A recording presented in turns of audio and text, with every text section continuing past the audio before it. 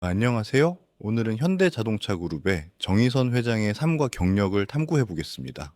그는 1970년 10월 18일 서울에서 태어났습니다. 현대자동차 그룹의 창업자 정주영 회장의 손자이자 정몽구 명예회장의 유일한 아들로 한국 재계의 대표적인 3세 경영인입니다. 그의 여정은 가족의 유산을 이어받아 현대를 글로벌 자동차 강자로 이끈 과거와 지속 가능한 모빌리티 혁신을 추구하는 미래로 이어집니다. 먼저 정의선 회장의 어린 시절과 교육 배경부터 시작하죠.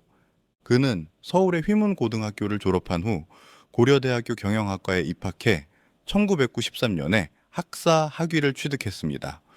이후 미국으로 유학을 떠나 샌프란시스코 대학교 유니버시티 오브 샌프란시스코에서 MBA를 마쳤습니다. 이 시기 그는 국제적인 시야를 넓히며 글로벌 비즈니스에 대한 이해를 쌓았습니다.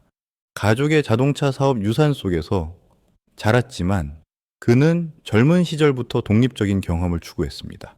예를 들어 대학 졸업 후 일본의 무역 회사인 이토츠 코퍼레이션의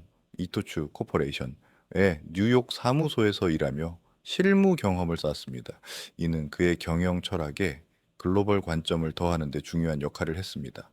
1994년 정의선은 현대자동차 그룹의 계열사인 현대모비스에 입사하며 본격적인 경영 수업을 시작했습니다. 이는 그의 아버지 정몽구 회장이 현대자동차를 이끌던 시기와 맞물려 그룹 내에서 점차 책임 있는 역할을 맡게 된 출발점이었습니다.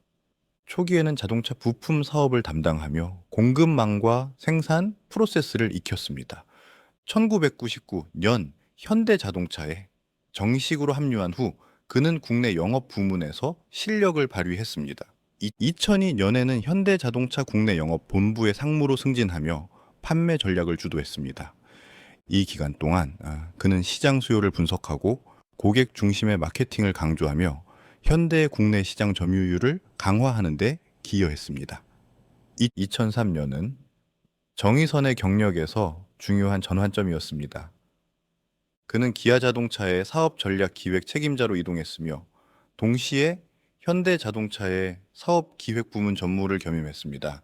이는 현대 자동차 그룹이 기아를 인수한 후 통합 과정을 거치던 시기였습니다.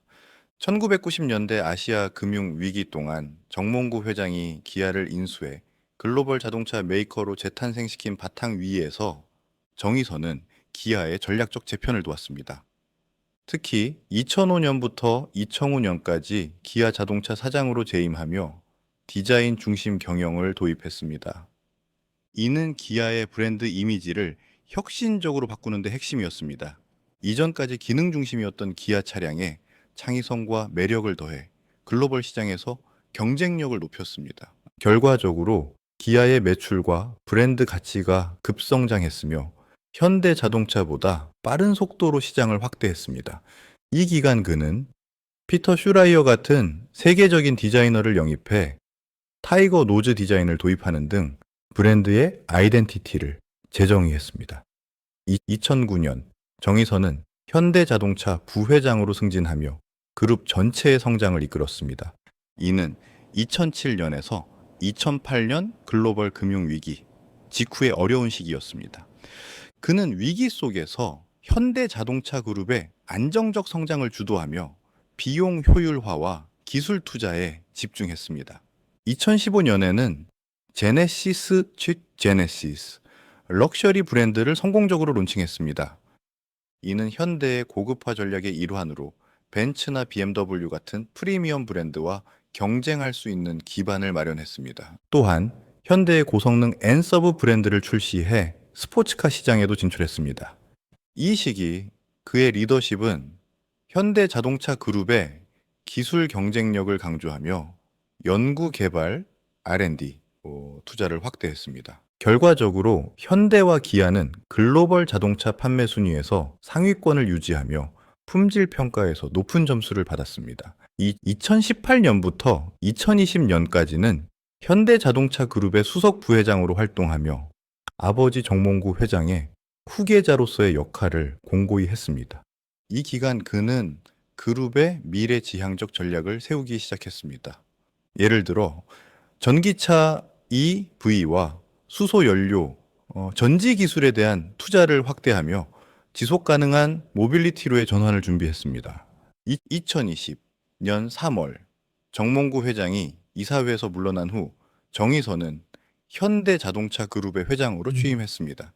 이는 그룹의 3세 경영 시대를 열었으며 안정적인 경영 승계를 상징합니다.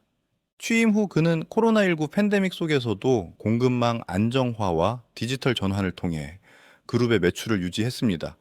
그의 리더십 아래 현대자동차 그룹은 2023 연 매출 2,050억 달러를 기록하며 한국 2위 재벌로 성장했습니다.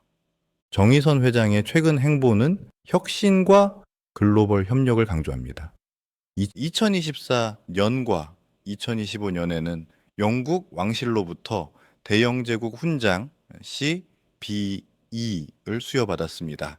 이는 현대자동차 그룹의 영국과의 파트너십을 인정받은 것으로 1970년대 정주영 창업자가 시작한 영국 협력을 이어가는 상징입니다. 또한 그는 현대자동차, 기아, 제네시스의 EV 라인업을 강화하며 아이오닉 시리즈와 EV6 같은 모델을 통해 시장 점유율을 확대했습니다. 2025년 오토모티브 뉴스로부터 센테니얼 어워드를 수상한 것도 그의 업적을 증명합니다. 이 상은 현대 가족의 세대에 걸친 자동차 산업 기여를 인정한 것입니다. 이제 미래 행보로 넘어가 보겠습니다. 정의선 회장은 현대 자동차 그룹을 모빌리티 솔루션 기업으로 전환하는 비전을 제시하고 있습니다. 2025년 신년사에서 그는 일관성과 지속 가능성을 강조하며 글로벌 불확실성과 경쟁 속에서 지속적인 변화를 통해 성장하겠다고 밝혔습니다.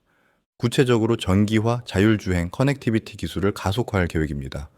그룹은 도시항공, 모빌리티, UAM, 로보틱스, 목적 기반 차량, PBV, 스마트 시티 등에 투자하며 인간 중심의 모빌리티 솔루션을 실현하려 합니다.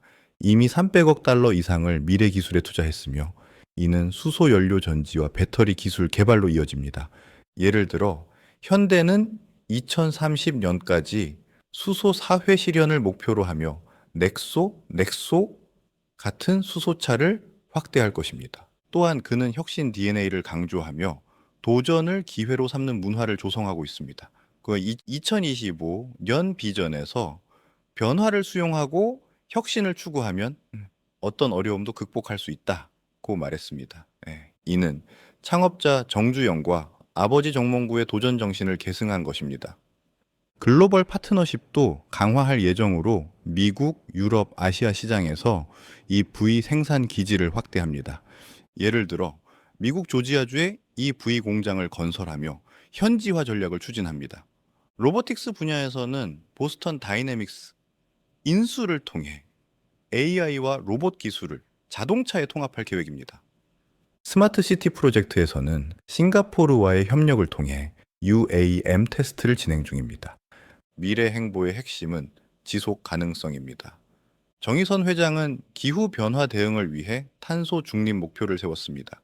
2045년까지 그룹 전체의 탄소 배출을 제로로 만들기 위해 재생 에너지 사용과 친환경 소재 도입을 추진합니다. 또한 사회적 책임을 강조하며 지역 사회 기여와 인재 육성을 확대할 것입니다. 그의 비전은 단순한 자동차 제조를 넘어 인류의 진보에 기여하는 모빌리티 생태계를 구축하는 것입니다. 이는 현대 자동차 그룹을 글로벌 리더로 유지하는 데 필수적입니다. 결론적으로 정의선 회장의 과거는 가족 유산을 바탕으로 한 안정적 성장의 역사입니다. 교육과 초기 경력을 통해 쌓은 경험, 기아와 현대에서의 혁신 리더십, 회장 취임 후의 글로벌 확장이 그 증거입니다.